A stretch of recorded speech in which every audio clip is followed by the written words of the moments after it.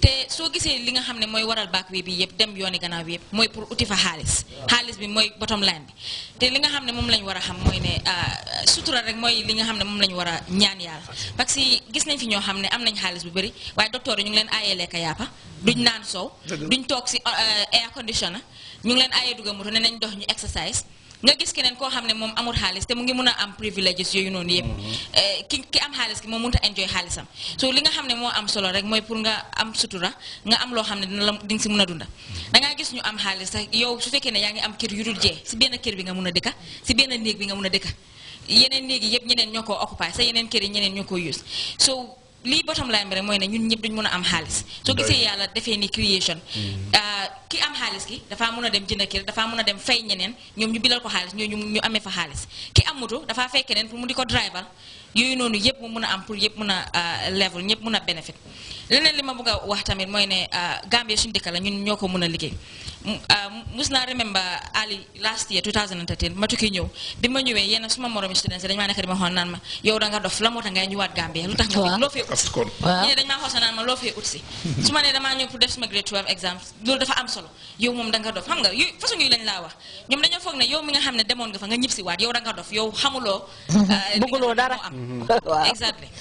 gis naa beneen kees tam beneen waay moom dafa tukki bi mu tukkee mu bàyyi fi jabaram léegi tukki na ay at mu toog rek léegi mu ne xaaral ma xool ndax suma jabar dafa serious xam nga internet bii nii rek mu aad jabaram Skype bi da noora niim bi mu aadee jabaram Skype jabaram accept ko mu chase jabaram through online ba jabar bi accept léegi mu ne ko damaa ñëw Gambie dañ war a mit jabar bi def reservations yëpp ak hôtel fu gaay war a dem mit yëpp xamul ne moom jëkkëram la nekk di waxal jëkkëram ñëw gaay mu dem bu mu ko mitee jëkkëram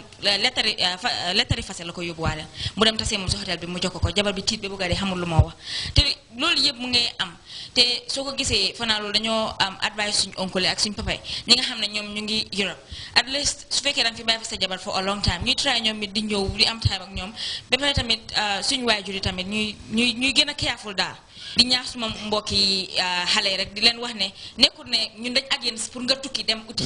waaye na nga ko defee si yoon boo xam ne yoon bu war la yoon boo xam ne doo si loru jërëjëf jëfati bokkay waxtaan wi nag ba tey jeexut bés bu ay bi ñëw buñ fi dellu si waatee dinañ ko jekkaliwaat fiñ ko emale woon bu leen ko seetloo na dafa mel ni dinañ ko indi ñetti bés yu ay ndaxte waxtaan wi am na solo lool te bés bu ay bii di ñëw sax dina am ay théâtre bu gàtt yoo xam ne di ngeen gis xale yi defal ñu ko ci mu aju ci li nga xam ne moom la ñoo waxtaanee comme ni ngeen ko seetloo ñu ko defee jamono ji bon nag bés bu ay bii ñëw dinañ jekkali waxtaan wi nga xam ne ñu ngi ko jëmale ci mbiri tukki bokkay bu tukki jeexee nag bés bu ay bi ñëw bu jeexee fas yéene nañoo waxtaanee leneen loo xam ne ñu ngi koo seetlu muy xew nag ci biir dëkk bi dañ ko bugg a waxtaanee bu ko defee yéen ñi nga xam ne yéen ay seetaan balaa ñoo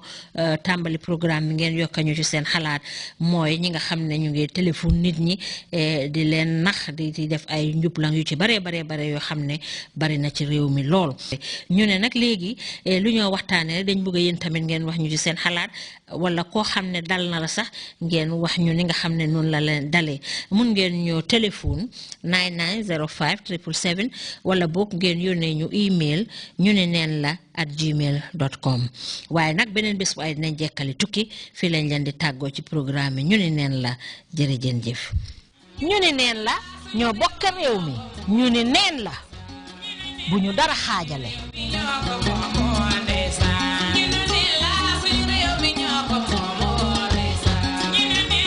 amut mag amul ndaw amut xeet amut waaso ñu ne neen la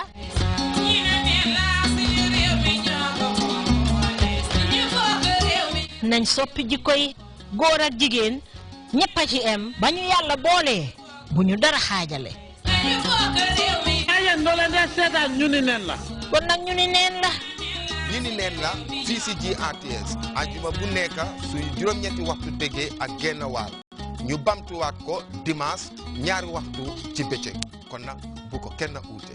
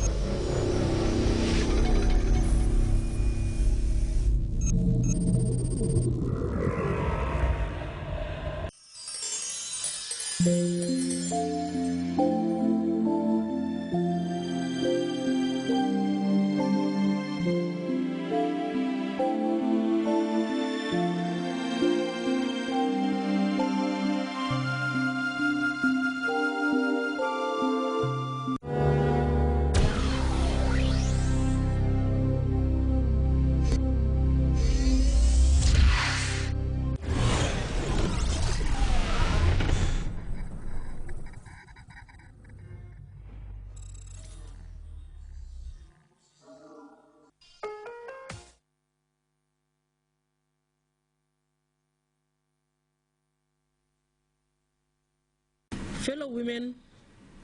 girls, and the entire Gambian population, of course including our development partners. The 8th of March, all of us would remember, every year, is commemorated as International Women's Day. Worldwide, of course, with the objective of showcasing the significant achievements and challenges encountered, particularly in the promotion of gender equality and the empowerment of women and girls. This year's International Women's Day celebrations will be commemorated, of course, in the Gambia in Brikama, West Coast region, from Thursday the 24th to Saturday the 26th of April 2014. The event will be marked with a 2-day conference and a colorful march past, mainly by female security forces, school children, the National Women's Council, the Gambia Women's Federation, public and private sector institutions, and of course grassroots women's associations as well, and cultural entertainment, among others. The national theme for this year's celebration is Pan-Africanism and African Renaissance in the context of equality for women being progress for all, which is indeed relevant and apt, we'll all agree, as it takes into account progress made, particularly in the socio-economic empowerment of women and girls. However, a focus on Pan-Africanism and African Renaissance also gives us an opportunity to reflect as a continent on African self-reliance, particularly Africa's self-reliance trajectory, and the need, of course, to demystify and popularize our history and our shared values and norms. It is also meant to ensure that we put Africa's development in its proper socio-cultural and socio-economic perspectives, and of course glorious gender perspective as well. Fellow Gambians, fellow women and girls, and all others resident in the Gambia, 50 years on after independence and self-rule, Africa enjoys its liberation and its unity, of course, as well as unprecedented economic development and rise. More and more democracy, good governance, peace as well as stability, just to name a few of our achievements as a continent. Pan-Africanism at its inception was more than just a search for racial or geographical identity. Rather, it was also a strong refutation of the mindset that defined Africa and Africans from the perspective of the historical experience of slavery, for example, colonialism, neocolonialism, and racial discrimination, among others. Rather, Pan-Africanism continues to be the affirmation of the rich cultural heritage of the African societies and the importance of achieving freedom and continental unity, among others, and of course maintaining a rich value system as a continent and cultural heritage, among others. Since independence, the concept of Pan-Africanism has continued to evolve, measured by the challenges as well as the real aspirations of the African continent. During the independence period, this ideology enabled Africans to overcome domination, for example, and oppression by ending colonialism and apartheid, among others, in the continent. The possibility, of course, of rapid socio-economic transformation of the continent, and indeed transformation for all, was another goal promoted from early days. Given our demographic dividend with potentials to propel economic growth